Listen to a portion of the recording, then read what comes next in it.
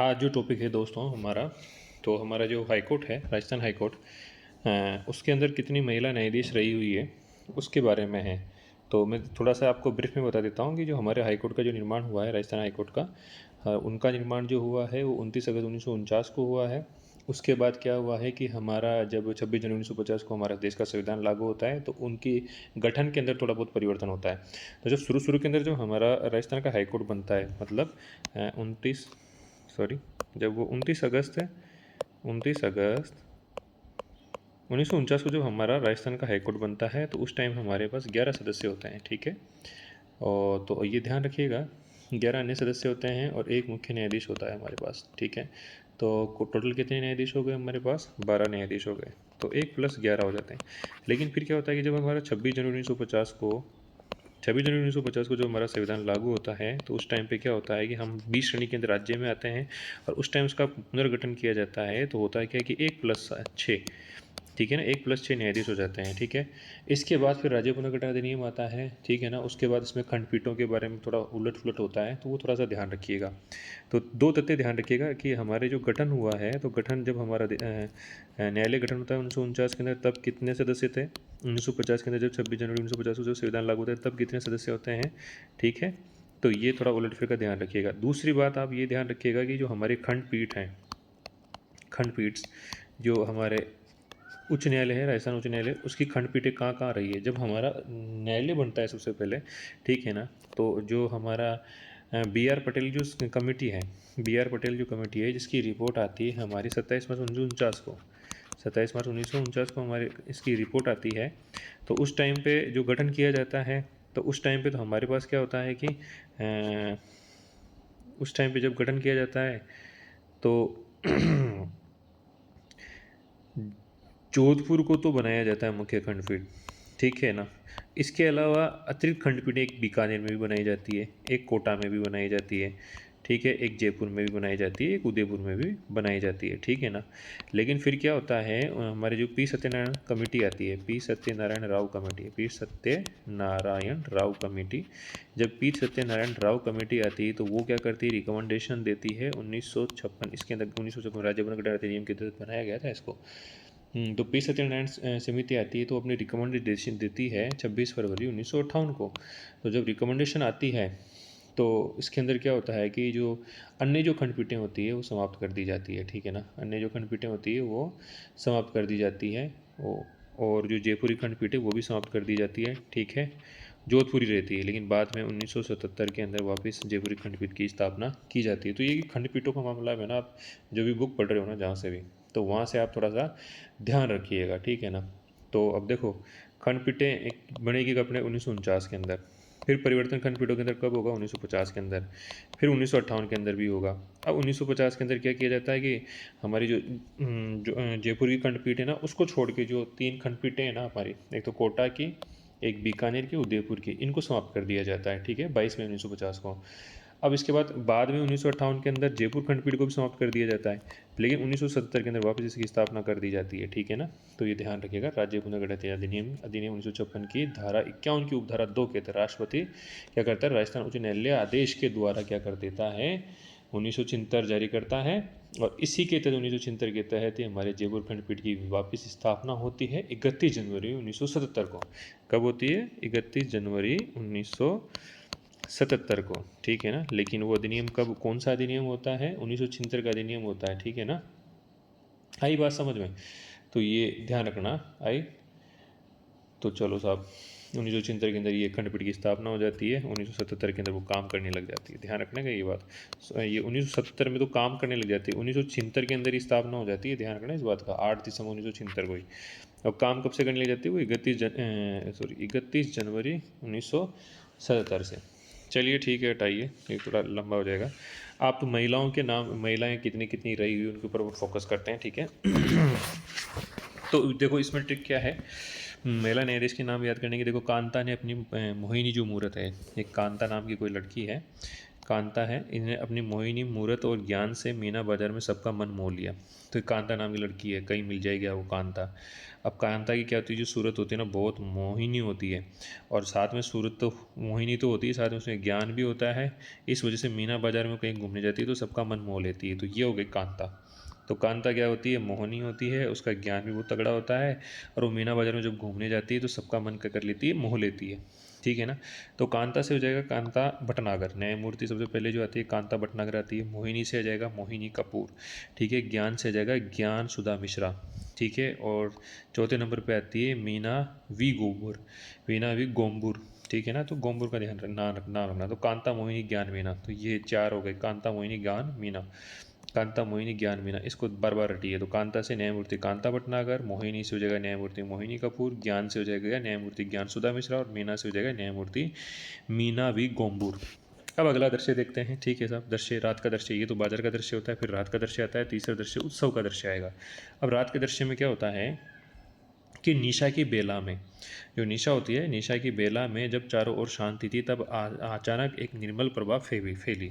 जो निशा होती है, मतलब निशा जो रात हो जाती है, तो निशा की जो बेला होती है, निशा की बेला में क्या होता है, चारों तरफ शांति होती है, तो अचानक से क्या होता है, अचानक से निर्मल प्रभा फैल जाती है, बिल्कुल निर्मल साफ सुथरी प्रभा। ठीक है ना। ये निर्मल प्रभा फैल जाती है।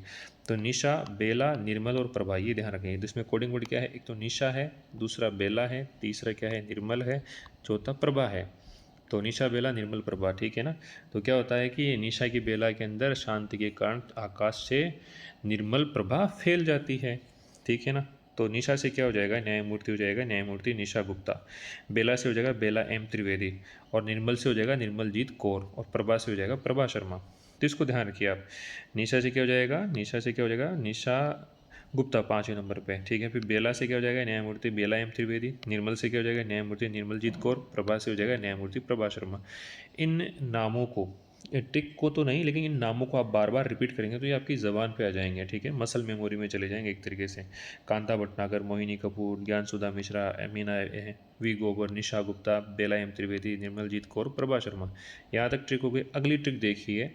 यह रोशनी जो, मतलब ये जो निर्मल प्रभा फैली, तो ये रोशनी क्या होती है, ये रोशनी सबीना के आंगन में जा रही थी, जहाँ रेखा और शोभा शोभा पैरों में नूपुर बांधकर संगीत पर थिरक रही थी। भाई वाह भाई, गजब की बात है। अब ये जो ये रोशनी है साहब, ये रोशनी किसके घर पे जा रही थी, ये सबीना मैडम है, सबीना घर के मैडम के आंगन पे जा रही थी। अब वहाँ पर ये जो रेखा है और ये शोभा है, रेखा और शोभा दोनों क्या कर रही थी, संगीत के ऊपर थिरक रही थी, नूपुर बांध के, क्या बांध के, नूपुर बांध के संगीत पे थिरक रही थी।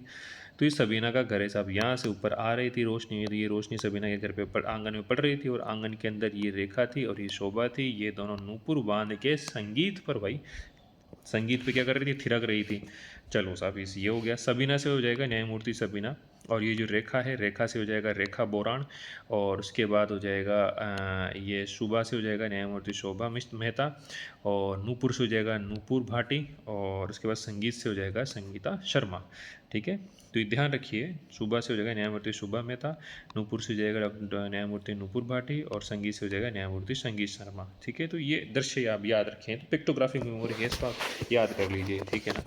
तो ज़्यादातर समस्या यही तो होती है नामों की, कि कौन सा नाम किधर चले था, पहले कौन था, बाद में कौन था। ठीक है ना। कितनी न्यायाधीश रही हुई हैं। ठीक है ना। तो वर्तमान तक 13 हैं अभी, वर्तमान के मतलब वर्तमान तक 13 रही हुई है, वो वर्तमान में 4 चल रही है। वर्तमान में पोस्टिंग भी है, रेखा, शोभा, नूपुर और संगीता की। तो ठीक है ना। तो रेखा से रेखा बुरान, शोभा मेहता, नूपुर भाटी और संगीता शर्मा वर्तमान में पोस्टेड भी हैं अभी। ठीक है। तो ये ध्यान रखिएगा 2026 में। मैं आशा करता हूँ कि ये ट्रिक आपको याद हो गई होगी, और इस वीडियो का बार बार देखें, और हो सके तो अपनी बेसिक बुक के अंदर पेन कॉपी से इसको उतार लें, ताकि आप आते जाते इनको याद करते हैं। तो मोहिनी मूरत को कांता ने अपनी मोहिनी मूरत से मोहिनी मूरत और ज्ञान से मीना बाजार में सबका मन मोह लिया। Trick number 1। दूसरी होती है, निशा की बेला में जब चारों ओर शांति थी तब अचानक निर्मल प्रभा फैली। और तीसरी ट्रिक आती है, यह रोशनी सबीना के आंगन में जा रही थी, जहाँ की रेखा और शोभा पैरों में नूपुर बांधकर संगीत पर थिरक रही थी। तो ये थोड़ा सा इसको ध्यान रखिएगा। अब मैंने शुरू के अंदर थोड़ा सा आपको पीठों के बारे के अंदर और कितने सदस्य थे उसके बारे में बता दिया थोड़ा। आप स्कीप करके थोड़ा जल्दी जल्दी देख लीजिएगा, आगे निकाल के देख लीजिएगा। ठीक है। बाकी वो डाटा भी इंपॉर्टेंट है। ठीक है। तो इनका ध्यान रखिएगा। एक डाटा इंपॉर्टेंट और है, ये भी पढ़िएगा। इस वीडियो में तो मैंने बताया नहीं है कि राजस्थान जब हमारा उच्च न्यायालय का जब गठन होता है तो गठन के समय सबसे पहले कौन कौन से न्यायालय गठित हुए थे 1862 के अंदर, ठीक है। उसके बाद क्रम से किन किन न्यायालयों का गठन हुआ था। तो सबसे पहले कलकत्ता का न्यायालय बना था, उसके बाद मुंबई का बना था, उसके बाद मद्रास का बना था। ये ध्यान रखिएगा। ये तो जुलाई 1862 में बना था, ये 14 अगस्त 1862, ये 15 अगस्त 1862 में बना था। तो कलकत्ता, मुंबई, मद्रास। अभी वर्तमान में इनका नाम बदल दिया गया है। कलकत्ता का तो कोलकाता कर दिया है, मुंबई का बम्बई कर दिया गया है, और मद्रास का भी चेन्नई न्यायालय कर दिया गया है। तो ये थोड़ा सा आप ध्यान रखिएगा। इसके अलावा आपको क्या क्या क्या चीज़ें ध्यान रखनी है इसके अलावा ये ध्यान रखना है कि कौन से हमारे जो न्यायाधीश हैं, जो हमारे न्यायाधीश बने हैं, उस उच्च न्यायालय के मुख्य जो न्यायाधीश बने हैं, उन न्यायाधीशों के अंदर उच्चतम न्यायालय के अंदर किस किस का ट्रांसफ़र हुआ है, ठीक है ना। उनकी भी एक ट्रिक बना के याद कर लेंगे, ठीक है। तो ये ध्यान रखिएगा। इसके अलावा हमारे जो न्यायालय हैं, उच्च न्यायालय, उसकी ट्रिक उसकी administrative ट्रिक क्या है। 214 के अंदर तो गठन के बारे में बताया गया है। अब 215 के अंदर हमारे अभिलेखीय न्यायालय के बारे में बताया गया है। 216 के अंदर उसके 214 के अंदर तो क्या है कि राजस्थान के अंदर एक उच्च न्यायालय होगा, ठीक है ना, मतलब राज्यों के अंदर उच्च न्यायालय होगा, ठीक है। 215 में उसका अभिलेखीय न्यायालय है। 216 के अंदर उसके गठन के बारे में बताया गया है, ठीक है। 217 के अंदर उसके नियुक्ति के बारे में बताया गया है, और 218 के अंदर जो न्यायाधीश होते हैं तो क्या उनको किस तरह से हटाया जाएगा, इसके बारे में बताया गया है। 219 के अंदर उनकी शपथ के बारे में बताया गया है, प्रतिज्ञा के अंदर। 220 के अंदर क्या बताया गया है कि वहाँ पर वो किसी प्रकार का मतलब जो बाद में ना, जैसे अगर वो स्थायी न्यायाधीश है, वो सेवानिवृत्त हो जाते हैं, तो बाद के अंदर क्या नहीं करेंगे, वो किसी प्रकार के जो निम्नतम न्यायालय हैं, ठीक है ना, निम्नतम न्यायालय में क्या नहीं करेंगे, वकालत नहीं करेंगे। 221 के अंदर उनके वेतन के बारे में बताया गया है, ठीक है। 222 के अंदर उनके स्थानांतरण के बारे में बताया गया है। 223 के अंदर मुख्य न्यायाधीश, कार्यकारी मुख्य न्यायाधीश के स्थापना, मतलब कार्यकारी मुख्य न्यायाधीश की कार्यकारी मुख्य न्यायाधीश के बारे में बताया गया है। 224 के अंदर अपर न्यायाधीश के बारे में बताया गया है, अगर कार्यभार बढ़ जाता है तो। और 225 के अंदर क्या बताया गया है, 225 के अंदर शायद 225 के अंदर शायद ये भूल गया मैं, पर आप रिकॉल कर लीजिएगा। 226 के अंदर रिट क्षेत्राधिकार के बारे में बताया गया है। 227 के अंदर पता नहीं, भूल गया, जो भी है फिर से याद करूँगा। और 229 के अंदर क्या बताया गया, 229 के अंदर जो उसके से जितने भी खर्चे होते हैं ना वगैरह, ठीक है, कर्मचारी वृंत वगैरह उनके जो खर्चे होते हैं उनके बारे में बताया गया, ठीक है। 227 कहीं का दिया गया, ये तो याद ही होना चाहिए मुँह पे ही। चलो कोई बात नहीं, आप देख लीजिएगा, आप भी रिवाइज कर लीजिएगा इसको। हाँ, याद आ गया। जो 227 है ना, ये हमारे उच्च न्यायालय को अधीक्षण की शक्ति के बारे में बताता है। 227 किसके बारे में बता रहा है, अधीक्षण की शक्ति के बारे में बता रहा है। 228 जो बता रहा है वो उच्च न्यायालय के कतिपय मामलों का अंतरण या स्थानांतरण के बारे में बता रहा है। और जो आर्टिकल नंबर 229 बताता है, उसके अंदर क्या होता है कि उच्च न्यायालय के पदाधिकारी व सेवक संघ व उच्च न्यायालय का वे, उनके बारे में बताया गया। 230 के अंदर क्या बताया गया है, 230 के अंदर आपको बताया गया है कि मतलब यूटीआई क्षेत्र के अंतर्गत जो उच्च न्यायालय वो बनेंगे। और 231 के अंदर क्या होता है कि संयुक्त न्यायालयों के गठन के बारे में बताया गया है कि मतलब कोई राज्य है उनके अंदर संयुक्त न्यायालय का गठन किया जा सकता है। 231 के अंदर एक से अधिक राज्य हैं, जी है ना। जैसे मैं बताऊं, जैसे एक तो ये असम हाई कोर्ट हो गया, इधर अरुणाचल प्रदेश हो गया, इधर क्या हो गया, मिजोरम हो गया, इधर मणिपुर हो गया, ठीक है। तो इन चारों का एक ही कोर्ट बनाया गया है, ठीक है ना, गुवाहाटी न्यायालय पड़ता है। तो ये ध्यान रखने का थोड़ा सा, ठीक है ना। 241 के बारे में भी ध्यान रखना आप, ठीक है। 241 के बारे में बताया गया है कि आर्टिकल 241 के अंदर ये कहा गया है कि जो यूटीआई क्षेत्र है ना, 241 के बारे में ये कहा गया है कि कोई यूटीआई क्षेत्र है, उसका भी उच्चतम न्यायालय, उसका उच्च न्यायालय हो सकता है, सॉरी। और कोई यूटीआई क्षेत्र जो है वो किसी अन्य न्यायालय के न्यायाधिकरण में आ सकता है, उसका क्षेत्र, ठीक है ना। तो ये दिल्ली है, इसके अंदर दिल्ली के अंदर 1966 के अंदर बना था, ठीक है, कोर्ट। तो ये ध्यान रखिएगा आप। अगर ये वीडियो पसंद आए तो लाइक कीजिएगा, शेयर कीजिएगा, और इसमें कोई कमियां रही हुई तो मेरे को कमेंट बॉक्स में बताइए। हो सकता है मेरे से कोई गलती हुई तो भी कमेंट बॉक्स में बताइए, ठीक है। और हो सके तो इसको लाइक और शेयर कीजिएगा। धन्यवाद, मिलते हैं कहीं अगले वीडियो के अंदर।